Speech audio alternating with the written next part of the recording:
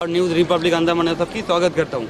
आज यहाँ पे पुलिस प्रशासन द्वारा अवेयरनेस प्रोग्राम चलाया जा रहा है। बेसिस करके पॉस्को के बारे में ज़्यादा जानकारी देंगे और पॉस्को से कैसे रोका जा सके और इसके बारे में लोगों को अंडमान के द्वीपवासियों को जानकारी देंगे और कुछ ही देर में आने वाले हैं। और इसमें अभी भाग ले रहा है DDJ का जज सेशन जज आ रहे हैं और ये प्रोग्राम मनाया जा रहा है BKB स्कूल RK ग्राम में और ये डिगलीपुर के अंडर में आते हैं और अभी कुछ ही देर में आने वाला है। तब तक के लिए हम इंतज़ार करते हैं और इस तरफ है काफ़ी बच्चे लोग उनका स्वागत करने के लिए भी खड़े हैं।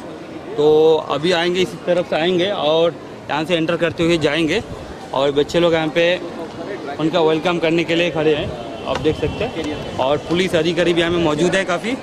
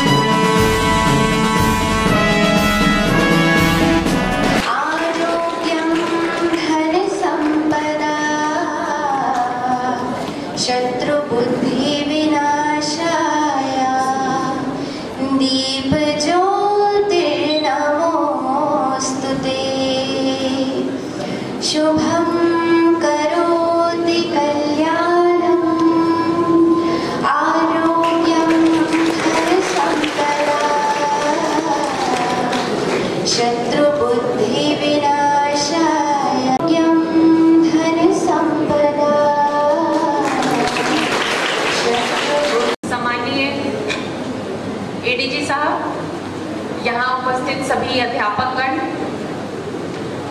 Doctor Priyanka Iqbal, PRI members, बाकी सभी डिपार्टमेंट से आए हुए अधिकारीगण और कुछ अभिभावकगण भी यहाँ उपस्थित हैं, ऐसा मुझे बताया गया।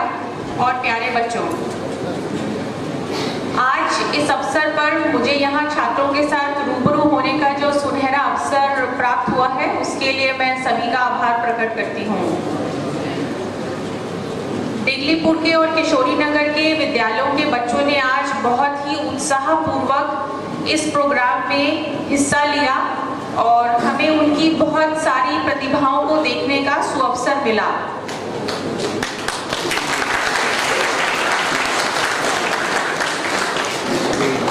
बच्चों ने जिस जोश के साथ हमारा यहाँ स्वागत किया, वो ये रिफ्लेक्ट करता है कि हम शायद जो आज उनसे कन्वे करना चाहते हैं वो उसके लिए तैयार हैं। हम जो आज उनसे कहना चाहते हैं वो उसको पॉजिटिवली रिसीव करेंगे। आज हम सब यहाँ इकट्ठे हुए हैं क्योंकि समाज में कुछ कुरीतियाँ, कुछ अपराध जिनको आज किशोर किशोरियों को, युवाओं को घेर रहे हैं, उनके बारे में चर्चा करने, उनके बारे में बच्चों को जागरूक करने और युवाओं को इन परेशानियों से बचाने का जो हमारा प्रयास है, हम उसमें अग्रसर हैं। एक शब्द आपने सुना होगा, यौन शोषण, सेक्सुअल अब्यूज, जो कि आज की किशोर किशोरियों और युवाओं की बड़ी समस्या है। बच्चे, किशोर किशोरियां इस परेशानी से उलझते हैं, बताने में झिझकते हैं। इसके बारे में यौन शोषण क्या है, बच्चे और किशोरियों को इससे कैसे बचाया जा सकता है, आपके पास क्या लीगल रेमेडीज हैं, अगर किसी के साथ ये दुर्घटना हो जाती है तो आपको क्या करना है, इसके बारे में आपको विस्तार से बताने के लिए हमारे साथ ADG साहब यहाँ पर उपस्थित हैं। उन्होंने पॉक्सो के तहत एक नया मुकाम हासिल किया है। पूरे देश भर में पॉक्सो केसेस को सबसे कम समय में डिस्पोज ऑफ करके उन्होंने एक रिकॉर्ड कायम किया है और वो इसके लिए बहुत अग्रसर रहते हैं कि लोगों में पॉक्सो के प्रति अवेयरनेस क्रिएट हो और जो गलत प्रथा चल रही है उसको रोका जाए। तो थोड़ी देर के बाद एडीजी साहब आपको इसके बारे में डिटेल में बताएंगे। इसके अलावा जो एक समस्या हम आज आप लोगों से रूबरू करना चाहते हैं वो है नशीली दवाओं का सेवन। नशीली दवाओं के दुरुपयोग के विषय में हमारे युवाओं को जागरूक करना बहुत महत्वपूर्ण है। ड्रग्स हमारे युवाओं के जीवन को नष्ट कर रही है, उनके भविष्य को नष्ट कर रही है।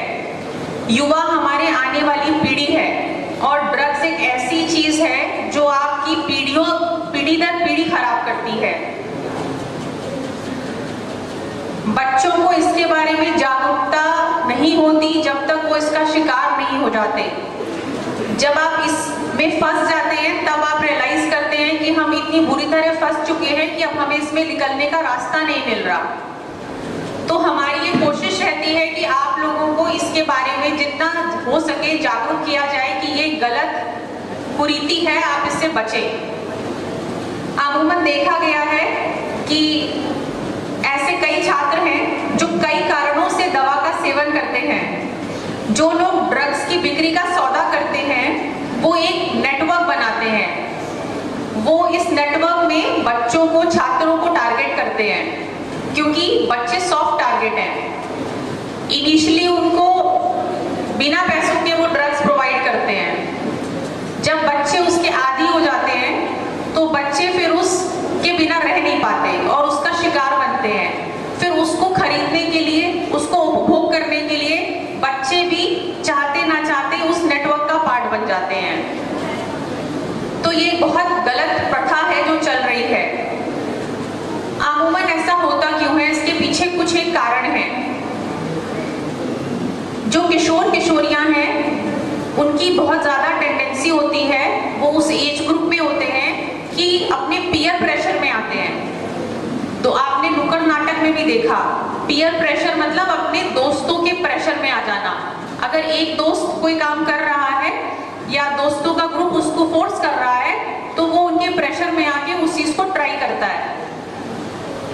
दूसरा, जिस एज के दौर से आप लोग गुजर रहे हैं उसमें हमारे शरीर में और मन में, हमारे मानसिक रूप से और शारीरिक रूप से बहुत सारे चेंजेस आते हैं। उन चेंजेस को शेयर करने के लिए कई बार हमारे पास साथी नहीं होता।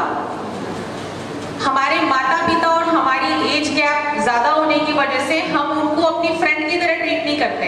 तो जो हमारे अपने इश्यूज होते हैं वो हम उनसे डिस्कस नहीं करते। एक ना चाहते हुए भी हमारे ऊपर मानसिक प्रेशर हम महसूस करते हैं।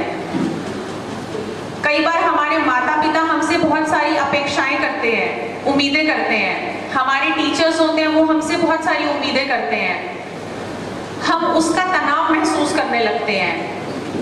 इन सब चीजों के चलते लोग नशीली पदार्थ के सेवन में पड़ जाते हैं। इनिशियली उनको लगता है कि इन नशीली दवाओं का सेवन करने से उनको अच्छा फील हो रहा है, उनका प्रेशर कम हो रहा है, वो डिप्रेस नहीं फील कर रहे, हैप्पी फील कर रहे हैं, उनकी जैसे सारी समस्याएं सॉल्व हो गई हैं।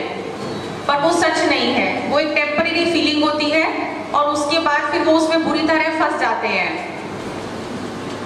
बच्चों के साथ ऐसा होता है कि जब वो इन ड्रग्स के सेवन में पड़ जाते हैं तो शारीरिक रूप से तो बीमार होते ही हैं, मानसिक रूप से भी बीमार हो जाते हैं, डिप्रेशन के शिकार हो जाते हैं और फिर अपने आप को निकाल पाने के लिए बहुत ज्यादा विल पावर की जरूरत होती है। फिर जब तक हमारा परिवार या हमारा समाज हमें खींचता नहीं है बाहर, निकल पाना मुश्किल हो जाता है। आप लोगों में से बहुतों ने रिहैबिलिटेशन सेंटर्स का नाम भी सुना होगा। जब बहुत सिचुएशन खराब हो जाती है, कोई बहुत ड्रग एडिक्ट हो जाता है तो उसको रिहैबिलिटेशन सेंटर्स भी लेके जाते हैं, पर उसमें भी सक्सेस रेट बहुत ज्यादा नहीं होता क्योंकि तब तक बहुत देर हो चुकी होती है। तो जब आपको पता है कि वो चीज हमें जिंदगी में इतनी खराब जगह लेके जा सकती है तो हमें उसको ट्राई नहीं करना है। ना हमें पीयर प्रेशर में आना है, करना है कि माता पिता अगर आपसे चाहते हैं कि आप पढ़े लिखें, कुछ अच्छा बने जीवन में, तो ये तनाव की बात नहीं है।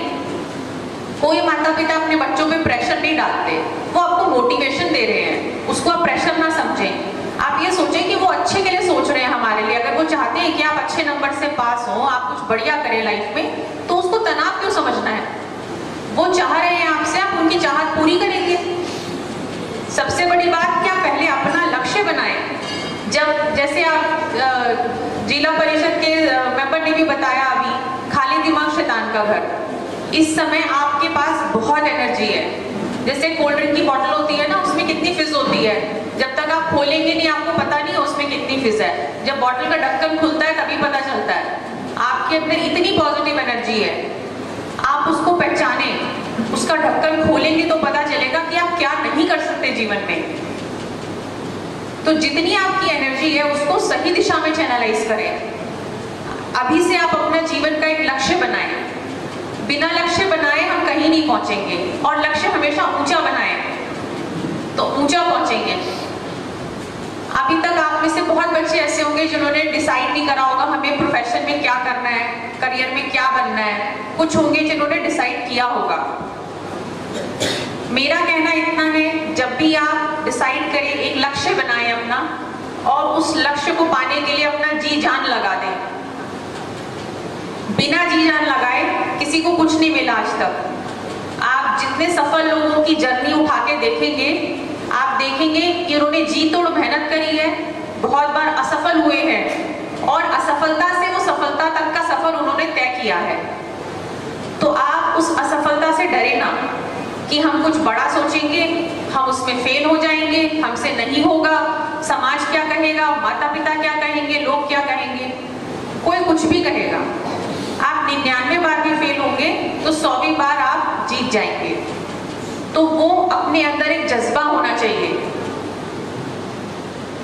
आप अपनी काबिलियत को पहचाने। हर किसी का अपना अपना सामर्थ्य होता है। कोई बहुत अच्छा होगा पढ़ाई में, कोई गाने में अच्छा होगा, कोई स्पोर्ट्स में अच्छा होगा, कोई किसी एक्टिविटी में अच्छा होगा। तो हमारी अपनी क्या काबिलियत है, ये सबसे ज्यादा हमें मालूम है। आपके पेरेंट्स क्या कहते हैं, टीचर्स क्या कहते हैं, लोग क्या कहते हैं, उसको सिर्फ सुने, उसको सिर्फ गाइडेंस की तरह लें। पर आप अपने आप से पूछें कि मेरी क्या ताकत है, मेरी क्या कमजोरी है, मैं लाइफ में क्या करना चाहता हूँ, वही करें। करियर वही चूज करें जो आपका दिल कहता है, जिसकी आपके अंदर सामर्थ्य है। जब भी आप सोचें कि मुझे क्या बनना है, तो उस प्रोफेशन में किसी को इमेजिन कर लें, किसी को देखें और अपने आप को विजुअलाइज करें कि क्या मैं जीवन के 20, 30, 35 साल वो काम करना पसंद करूंगा या करूंगी। ऐसा तो नहीं है आज मैं ये करियर चूज कर लूं और 2 साल के बाद बोलूं ये तो बिल्कुल अच्छा नहीं है। ऐसे एग्जाम्पल आपने भी सुने होंगे। बच्चे माता पिता के कहने से या प्रेशर में आकर इंजीनियर बनना है, इंजीनियरिंग कॉलेज में एडमिशन ले लेते हैं। उनको मालूम है उनका कैलिबर नहीं है इंजीनियर का, वो कुछ और बहुत अच्छा कर सकते हैं। 2 साल के बाद ड्रॉप आउट करते हैं, फिर कोई और प्रोफेशन में जाते हैं, कोई और ग्रेजुएशन करते हैं। तो ऐसा ना करें, किसको धोखा देना है। सबसे बड़ा सोचिए, क्या ये काम मुझे 20-30 साल करने में अच्छा लगेगा, मजा आएगा, क्या मैं खुश सुख ये अनुभूति कर सकता हूँ, कर सकती हूँ, तब उसको आप अपना करियर चूज करें। सपने जरूर देखें। सपने देखना बहुत अच्छी चीज होती है। आप लोग तो उस एज ब्रैकेट में हैं जब आपके बहुत सारे सपने होंगे, पर सपने वो नहीं जो हम रात को देखते हैं, सोते हुए देखते हैं, वो नहीं। वो सपने जो आपको सोने ना दे, वो सपने जो आपको जील दे कि मुझे कुछ कर दिखाना है, मुझे अपना नाम कमाना है, ऐसे सपने देखें। अपने आप को मोटिवेटेड रखें, अच्छी किताबें पढ़ें। और सबसे बड़ा मोटिवेशन, एक प्रोग्राम में किसी बच्चे ने मुझसे पूछा था कि अपने आप को मोटिवेटेड रखने के लिए क्या करें। तो मुझे लगता है अपने आप को मोटिवेटेड रखने के लिए आपको अपना लक्ष्य बनाना होता है। जब आपका एक लक्ष्य होता है, अर्जुन की आंख बोलते हैं ना, वैसा लक्ष्य अगर आप बनाएंगे तो आपको किसी मोटिवेशन की जरूरत नहीं है। वो लक्ष्य रोज आपको मोटिवेट करेगा। पर वो तभी करेगा जब वो आपका अपना लक्ष्य होगा। माता पिता का या फ्रेंड्स का होगा तो वो कभी मोटिवेट नहीं करेगा आपको।